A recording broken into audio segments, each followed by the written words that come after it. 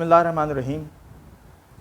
عظیم پاکستانیوں کی خدمت میں عوامی عدالت سے ڈاکٹر حفیظ قیصر کا سلام۔ پاکستانیوں، آپ سب کو 77واں جشن آزادی مبارک۔ پاکستانی قوم کے 77 سال گزر گئے ہیں۔ پاکستان خوشحال پاکستان سے بدحال پاکستان کی طرف عازم سفر ہے۔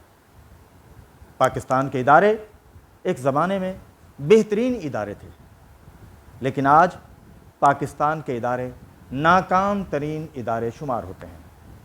پاکستان میں 70 کی دہائی سیاست کے اعتبار سے سنہری دہائی ہے۔ بڑے بڑے اعلیٰ ذہن کے سیاستدان، اعلیٰ کردار کے سیاستدان 70 سے 77 تک ہمیں ملتے ہیں۔ اسی دور میں پاکستان کو ایک متفق کا آئین ملتا ہے اور اسی دور میں اداروں کی بنیاد مضبوط کی جاتی ہے۔ اسی دور میں پاکستان میں ایٹم بم بنانے کی بنیاد رکھ دی جاتی ہے۔ پتہ یہ چلا کہ پاکستان میں باصلاحیت لوگوں کی کوئی کمی نہیں۔ جب پاکستان کی اشرافیہ نے، دوسرے معنوں میں برسر اقتدار لوگوں نے یہ طے کیا کہ ہم نے ایٹم بم بنانا ہے، تو پھر ایٹم بم بن گیا۔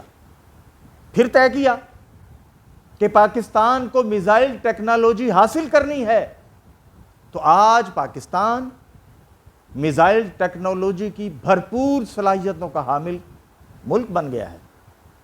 اب آئیے دوسری طرف، حال ہی میں پاکستان پورا کا پورا جھوم رہا ہے اس خوشی میں کہ ارشد ندیم نے گولڈ میڈل جیت لیا۔ ارشد ندیم ایک غریب گھر کا نوجوان جس نے میاں چنو میں یہ سٹرگل کی، وسائل نہیں تھے لیکن جذبہ تھا، اور اس جذبے نے اسے رکنے نہیں دیا۔ جب جذبہ عشق کی منزل کو پہنچتا ہے تو کامیابی قدموں میں آ جاتی ہے۔ آج کا سیاستدان ارشد ندیم سے روشنی لے رہا ہے اپنی بقا کے لیے۔ اسی طرح پاکستان کے ایک اور نوجوان نے، انجینئر عامر خان نے تکوانڈو میں بینکاک میں جا کے گولڈ میڈل جیت لیا اور بتایا کہ وسائل نہ ہونے کے باوجود پاکستانی اپنی جدوجہد جاری رکھتے ہیں۔ اسی طرح ایک اور کہانی ہمارے سامنے آ چکی ہے۔ 3 بہنیں جن کے ہاں کوئی وسائل نہیں تھے، ویٹ لفٹر بنی۔ ان میں سے سب سے پہلی لڑکی جس نے 17 سال کی عمر میں پاور لفٹر کا گولڈ میڈل حاصل کر لیا۔ آپ کو معلوم ہے اس کا نام کیا ہے؟ اس کا نام ہے ٹوئنکل سہیل۔ یہ سہیل صاحب کی 3 بیٹیاں ہیں اور ان تینوں بیٹیوں نے ساؤتھ افریقہ میں جا کر گولڈ میڈل جیت لیے۔ سوال یہ پیدا ہوتا ہے کہ پاکستان کے عوام، جس کو آپ سفید پوش اور غریب عوام کہتے ہیں، ان کے بچے تو پاکستان کا نام بلندیوں پر لے جا رہے ہیں، پاکستان کے جھنڈے کو آسمانوں پہ لہرا رہے ہیں، اور پاکستان کی اشرافیہ، پاکستان کے سیاستدان کیا کر رہے ہیں؟ کرپشن کی تاریخ مسلسل لکھ رہے ہیں، پاکستان میں اندھیرے پھیلانے کا سبب مستقل بن رہے ہیں۔ اب ایک اور تصویر آ گئی ہے ہمارے سامنے، ایک نوجوان کی جس نے تعلیم کے شعبوں میں 22 ممالک کے مقابلے میں، جس میں امریکہ بھی شامل تھا، اول پوزیشن لے لی۔ پتہ یہ چلا پاکستانی قوم بانجھ نہیں ہے، پاکستان کے سیاستدان بانجھ ہیں، پاکستان کے حکمران نالائق ہیں، پاکستان کی حکومتیں ناکام ہیں۔ تو پھر کیا ان کا یہ حق بنتا ہے کہ جشن آزادی کی مبارک انہیں پیش کی جائے؟ بالکل نہیں بنتا۔ جشن آزادی پاکستانی قوم کا حق ہے، جو آج بھی پاکستان کا پرچم पूरी दुनिया में लहरा रही है।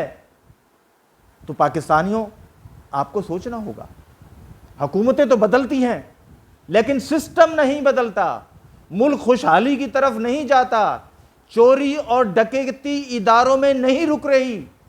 तो अब आपको पाकिस्तान को तब्दील करना है। वो कैसे तब्दील करना है? उसी जज्बे के साथ, उसी इश्क के साथ जिस तरह हमारे इन नौजवान खिलाड़ियों ने दुनिया में नाम पैदा किया। आपको करप्ट सियासतदानों को उनके मकाम तक पहुंचाना है। हम तो चाहते थे कि यह काम जनरल हाफिज मुनीर साहब और उनकी टीम करे, क्योंकि तमाम पॉलिसियां वो बना रही हैं, लेकिन उनकी रफ्तार बहुत सुस्त है। अब जनरल फैज हमीद साहब का केस उन्होंने उठा तो लिया, लेकिन क्या यह काफ़ी है? नहीं।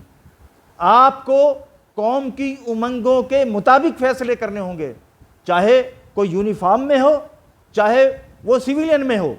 जिसने इस कौम को लूटा है, आपको उसको कटहरे में खड़ा करना पड़ेगा। जनरल साहब, टाइम आपके पास भी थोड़ा है, टाइम कौम के पास भी थोड़ा है। इस कौम ने तब्दीली के मरहले को तय करना है। ये तो मेरे रब का और उसके हबीब का फैसला है सल्लल्लाहु अलैहि वसल्लम। लेकिन अगर पाक फौज की क़यादत ये एजाज़ पाना चाहती है तो उन्हें थोड़ा आगे आना पड़ेगा, वरना खुशी के ये लम्हात जो सपोर्ट्स की बुनियाद पर इस कौम को मिल रहे हैं, पाकिस्तान में इनकलाब का ज़रिया बन सकते हैं। अरशद नदीम का किस्सा अब ज़बान ज़द आम है कि उसके पास तो वो नेज़ा भी नहीं था सही मानों में जिससे प्रैक्टिस की जा सकती थी। तो क्या हमारी हुकूमतें दे रही हैं, क्या हमारे इदारे दे रहे हैं? सब माल खा रहे हैं, तमाम फाउंडेशंस माल खा रही हैं सपोर्ट्स की। इन सब को ख़त्म करें और आप सिस्टम को टेक ओवर करें।